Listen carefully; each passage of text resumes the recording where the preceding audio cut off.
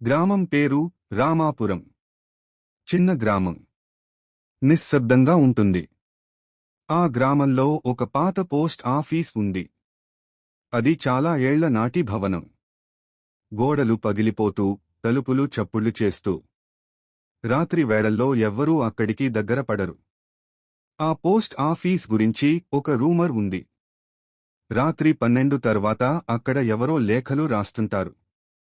కాని వాళ్లు మనుషులు కాదు. గ్రామంలో కొత్తగా ట్రాన్స్ఫర్ అయి వచ్చిన పోస్టుమాన్ పేరు రమేష్. అతను నగరంలో పెరిగాడు. దెయ్యాలు, భూతాలు అన్నీ నమ్మడు. ఒకరోజు గ్రామ పెద్ద అతనికి చెప్పాడు, రాత్రిళ్ళు ఆఫీస్ దగ్గరికి వెళ్ళొద్దు బాబూ. అక్కడ ఏదో ఉంది. రమేష్ నవ్వుతూ, ఇవి అన్నీ అబద్ధాలు సార్. నేను నమ్మను అన్నాడు. ఆ రోజు రమేష్ పని ఎక్కువగా ఉండటంతో ఆలస్యమైంది. పోస్ట్ ఆఫీస్ తలుపు మూసి వెళ్లడానికి సిద్ధం అవుతున్నాడు. అప్పుడే ఒక చిన్న టపాసంచి, మెయిల్ బ్యాగ్ పడిపోయింది. ఇది ఎవరిది అనుకుంటూ తెరిచాడు. అందులో పాత లేఖలు ఉన్నాయి. చాలా పాతవి. 20 నుంచి 30 వరకు ఏళ్ల క్రితం రాసినట్లు కనిపించాయి. ఆ లేఖలలో ఒకటి ప్రత్యేకంగా కనిపించింది. దానిపై ఇలా ఉంది: సీతకు చివరి లేఖ. రమేష్ ఆసక్తిగా ఆ లేఖ చదవడం మొదలుపెట్టాడు. లేఖలో ఇలా ఉంది: సీత, నేను తిరిగి రాలేను. ఈ పోస్ట్ ఆఫీస్లోనే నా జీవితం ముగిసింది. నిన్ను చూడలేకపోయాను. అంతలోనే ఒక చల్లని గాలి వచ్చి తలుపు బలంగా మూసుకుపోయింది. రమేష్ ఒక్కసారిగా భయపడ్డాడు. అడుగుల శబ్దం. పోస్ట్ ఆఫీస్లో ఎవరూ లేరు. కాని లోపల నుంచి టక్ అంటూ అడుగుల శబ్దం వినిపించింది. ఎవరు అని రమేష్ గట్టిగా అడిగాడు. సమాధానం లేదు. అతను మెల్లగా లోపలికి వెళ్ళాడు. అక్కడ ఒక టేబుల్ దగ్గర ఎవరో కూర్చుని లేఖ రాస్తున్నట్లు కనిపించింది. తెల్లటి బట్టలు. తల వంచి రాస్తున్నాడు. రమేష్ దగ్గరికి వెళ్ళి, ఎవరు మీరు అని అడిగాడు. ఆ వ్యక్తి నెమ్మదిగా తల ఎత్తాడు. అది మనిషి కాదు. ముఖం పచ్చగా. కళ్లలో వెలుగు లేదు. అతను నెమ్మదిగా అన్నాడు, నా లేఖ ఇంకా పంపలేదు. రమేష్ చేతులు వణికిపోయాయి. మీరు ఎవరు అని అడిగాడు. ఆ ఆత్మ సమాధానం ఇచ్చింది. నేను ఈ పోస్ట్ ఆఫీస్లో పనిచేసిన పోస్ట్ మాస్టర్. నా పేరు శ్రీనివాస్.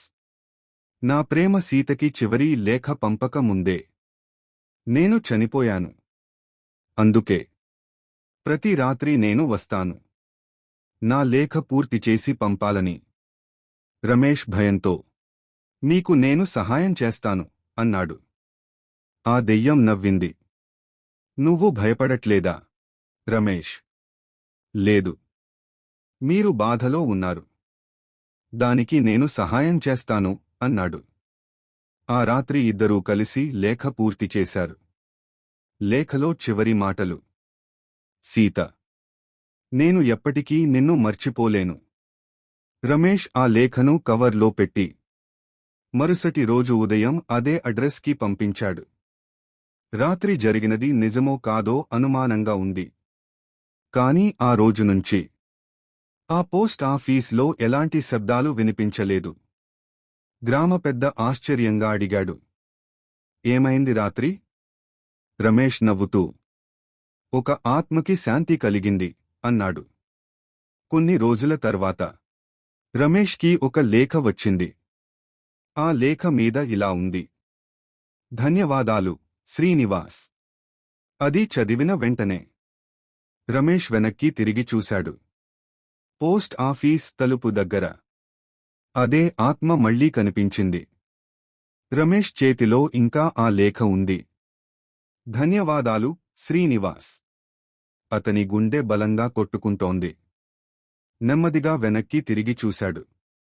తలుపు దగ్గర అదే శ్రీనివాస్ ఆత్మ నిలబడి ఉంది. ఈసారి అతని ముఖంలో కోపం లేదు. కాని ఒక విచిత్రమైన బాధ కనిపిస్తోంది. రమేష్ కంగారుగా అడిగాడు, మీకు శాంతి కలగలేదు అనుకుంటా. ఆ ఆత్మ మెల్లగా ముందుకు వచ్చింది. లేఖ చేరింది. కానీ కథ పూర్తి కాలేదు. ఏమిటి అని రమేష్ ఆశ్చర్యపోయాడు. శ్రీనివాస్ చెప్పడం మొదలుపెట్టాడు.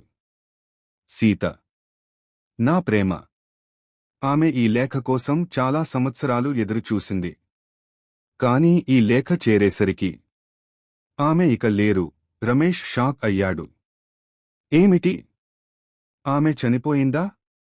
ఆ ఆత్మ తల ఊపింది. ఆమె ప్రతిరోజూ ఈ పోస్ట్ ఆఫీస్ దగ్గరికి వచ్చేది. నా లేఖ కోసం ఎదురుచూసేది. ఒకరోజు వర్షంలో తడుస్తూ ఇక్కడే కూలిపోయింది. ఆమె చివరి మాట, శ్రీనివాస్, ఒక లేఖ అయినా పంపించు. రమేష్ కళ్లలో నీళ్లు వచ్చాయి. ఆ రోజు రాత్రి పోస్ట్ ఆఫీస్ బయట వర్షం మొదలైంది. రమేష్ బయటికి వచ్చాడు. అక్కడ ఒక తెల్లటి చీరలో అమ్మాయి నిలబడి ఉంది. ఆమె ముఖం నెమ్మదిగా స్పష్టమైంది. ఆమె కళ్లలో ఒకే ఒక్క ప్రశ్న, నా లేఖ ఎక్కడ? రమేష్ భయంతో ఉన్నా ధైర్యంగా లేఖ ఇచ్చాడు. సీత ఆ లేఖ తీసుకుని మెల్లగా చదవడం మొదలుపెట్టింది. ఆమె చదువుతున్నప్పుడు ఆమె కళ్లలో కన్నీళ్లు, కానీ ముఖంలో ఒక చిరునవ్వు. ఇంతకాలం ఈ మాటల కోసం ఎదురుచూశాను అని అంది. అంతలోనే శ్రీనివాస్ ఆత్మ అక్కడికి వచ్చింది. ఇద్దరూ ఒకరిని ఒకరు చూసుకున్నారు. ఏమాత్రం మాటలు లేకుండా. వాళ్ల కళ్లలో ప్రేమ, బాధ, సంతోషం అన్నీ కలిసిపోయాయి. అప్పుడే ఆకాశంలో ఒక పెద్ద మెరుపు పడింది. ఆ క్షణంలో ఇద్దరి ఆత్మలు మెల్లగా ఒకటి అయ్యాయి. రమేష్ ఆశ్చర్యంగా చూస్తున్నాడు. కాని ఆ కలయిక తర్వాత ఒక కొత్త భయంకరమైన రూపం ఏర్పడింది. ఇప్పుడు అది ఒకే ఆత్మ, కాని రెండు ముఖాలు. ఒకటి ప్రేమతో, ఇంకొకటి కోపంతో. ఆ ఆత్మ గట్టిగా నవ్వింది. ఇప్పుడేమీ మమ్మల్ని ఆపలేవు. రమేష్ భయంతో వెనక్కి తగ్గాడు. మేము ఈ పోస్ట్ ఆఫీస్ను ఎప్పటికీ వదలము అని అది చెప్పింది. రమేష్ అక్కడి నుంచి పరుగెత్తి బయటికి వెళ్ళిపోయాడు. మరుసటి రోజు అతను ట్రాన్స్ఫర్ కోసం అప్లై చేశాడు. గ్రామ పెద్ద అడిగాడు, ఏమైంది? రమేష్ గంభీరంగా అన్నాడు, ఇది సాధారణ ఆత్మ కాదు. ఇది ప్రేమతో పుట్టిన శాపం. కొన్ని రోజుల తర్వాత ఆ పోస్ట్ ఆఫీస్ మళ్లీ ఓపెన్ అయింది. కొత్త పోస్టుమాన్ వచ్చాడు. అతను మొదటి రోజు పనిచేస్తున్నాడు. అప్పుడే ఒక పాత లేఖ అతని చేతిలో పడింది. దానిపై ఇలా ఉంది, తరువాతి వాడికి. అతను ఆ లేఖ తెరిచాడు. అందులో ఇలా ఉంది, ఇక్కడి నుంచి బయటపడలేవు. మేము నిన్ను కూడా మాతో కలుపుకుంటాం. అతను షాక్ అయి వెనక్కి తిరిగాడు. తలుపు దగ్గర ఆ రెండు ముఖాల దెయ్యం నిలబడి ఉంది. గ్రామంలో భయం పెరిగింది. కొత్త పోస్ట్మాన్ వచ్చిన రోజే ఆ పోస్ట్ ఆఫీస్ మళ్లీ జీవించింది అన్నట్టు మారిపోయింది. రాత్రి పడితే అక్కడ లైట్లు ఆఫ్ అయినా లోపల ఎవరో నడుస్తున్న శబ్దం, లేఖలు రాసే శబ్దం, మెల్లగా నవ్వులు వినిపిస్తున్నాయి. ఆ కొత్త పోస్టుమాన్ పేరు అర్జున్. అతను కూడా మొదట రమేష్లానే ఇవి అన్నీ పుకార్లు అని అనుకున్నాడు. కాని మొదటి రాత్రే అతని జీవితాన్ని మార్చేసింది. ఆఫీస్ తలుపు మూసి వెళ్లబోతున్నప్పుడు ఒక పాత కవర్లో లేఖ పడింది. దానిపై ఇలా ఉంది, తరువాతి వాడికి. అతను కంగారుగా లేఖ తెరిచాడు. అందులో, ఇక్కడి నుంచి బయటపడాలంటే అసంపూర్తిగా ఉన్న ప్రేమను పూర్తి చేయాలి. అతను చదువుతుండగానే తలుపు నెమ్మదిగా మూసుకుపోయింది. ఆ క్షణంలో ఆ రెండు ముఖాల దెయ్యం అతని ముందుకు వచ్చింది. ఒక ముఖం సీత, కన్నీళ్లు. మరో ముఖం శ్రీనివాస్, కోపం. నీకు ఒకే అవకాశం అని ఆ దెయ్యం గట్టిగా అన్నది. మా కథను పూర్తి చేయి. లేకపోతే నువ్వు కూడా ఇక్కడే ఉండిపోతావు. అర్జున్ భయంతో వణికిపోయాడు. కాని ధైర్యం చేసుకున్నాడు. మరుసటి రోజు అర్జున్ గ్రామంలో పెద్దల దగ్గరికి వెళ్ళాడు. ఒక వృద్ధుడు ఒక ముఖ్యమైన విషయం చెప్పాడు. సీత చనిపోయిన రోజు. ఆమె చేతిలో ఇంకో లేఖ ఉంది. అది ఎప్పుడూ ఎవరికీ కనిపించలేదు. అర్జున్ అర్థం చేసుకున్నాడు. ఆ లేఖే ఈ శాపానికి కారణం. ఆ రాత్రి అర్జున్ మళ్లీ పోస్ట్ ఆఫీస్కి వెళ్ళాడు. గడియారం 12 కొట్టింది. మళ్లీ అదే శబ్దాలు. మళ్లీ అదే చల్లని గాలి. అతను పాత ఫైళ్లన్నీ వెతికాడు. చివరకు ఒక పాత డ్రాయర్లో ఒక చించుకున్న లేఖ కనిపించింది. దానిపై శ్రీనివాస్కి, సీత. అతని గుండె వేగంగా కొట్టుకుంది. అర్జున్ లేఖ చదవడం మొదలుపెట్టాడు. శ్రీనివాస్, నీకోసం నేను ఎప్పటికీ ఎదురుచూడను. నువ్వు తిరిగి రాకపోతే నేను ఈ లోకాన్ని వదిలేస్తాను. ఈ పోస్ట్ ఆఫీస్ మన ప్రేమకి సాక్షి. ఇక్కడే నేను చివరి శ్వాస తీసుకుంటాను. అర్జున్ షాక్ అయ్యాడు. ఈ లేఖ శ్రీనివాస్ ఎప్పుడూ చదవలేదు. అప్పుడే ఆ 2 ముఖాల దెయ్యం మళ్లీ ప్రత్యక్షమైంది. అర్జున్ గట్టిగా అన్నాడు, మీరు ఇద్దరూ ఒకరిని ఒకరు అర్థం చేసుకోలేదు. అతను ఆ లేఖను గట్టిగా చదివాడు. ఆ మాటలు వినగానే ఆ దెయ్యం ఒక్కసారిగా ఆగిపోయింది. సీత ముఖం కన్నీళ్లతో, శ్రీనివాస్ ముఖం పశ్చాత్తాపంతో మారిపోయింది. మెల్లగా ఆ 2 ముఖాలు విడిపోయాయి.